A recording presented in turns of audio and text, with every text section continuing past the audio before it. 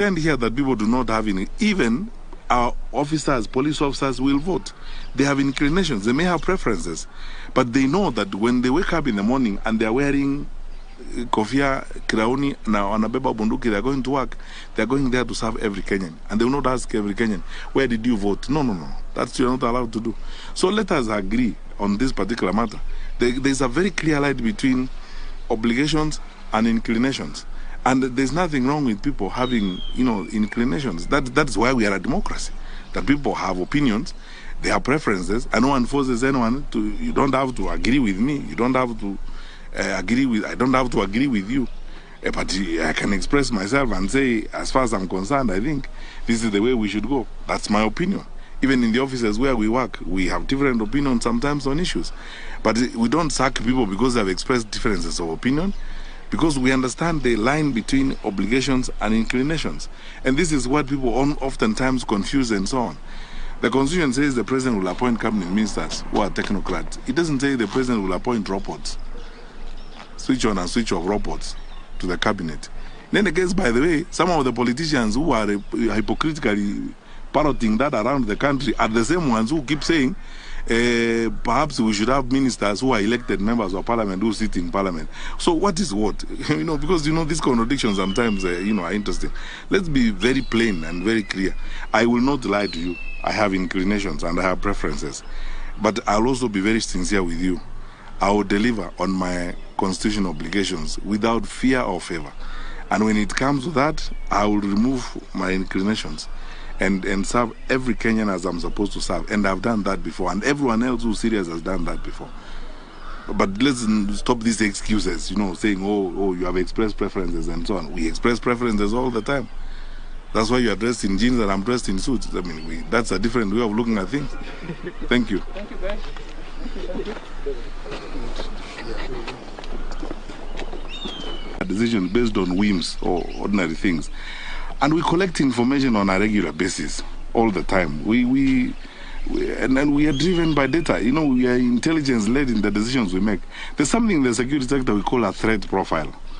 Threat profile is when we wake up in the morning, and most of these gentlemen who are standing before you here, we start interactions from as early as sometimes 4 a.m. in the morning or 3, or sometimes depending on what the night has thrown to us, we are awake all night.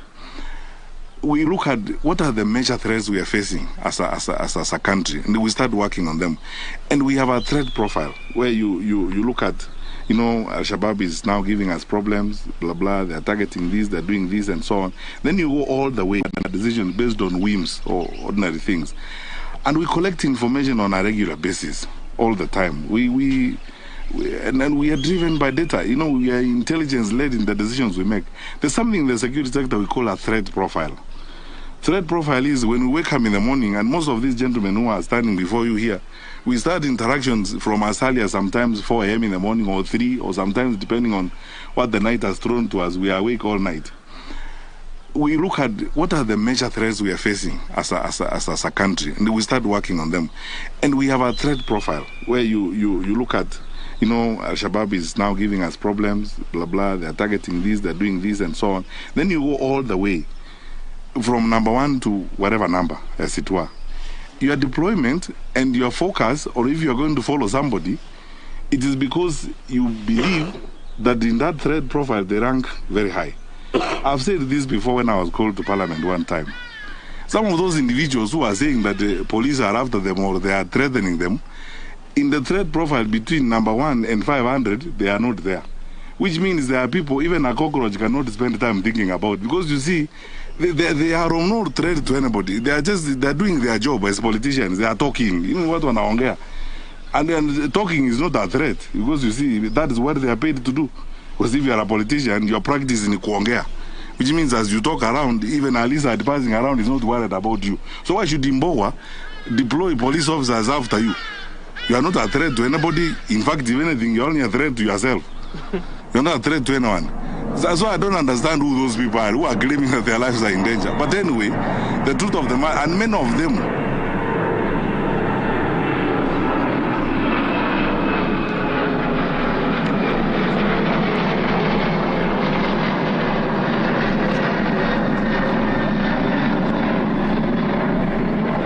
sorry about that. I before another plane.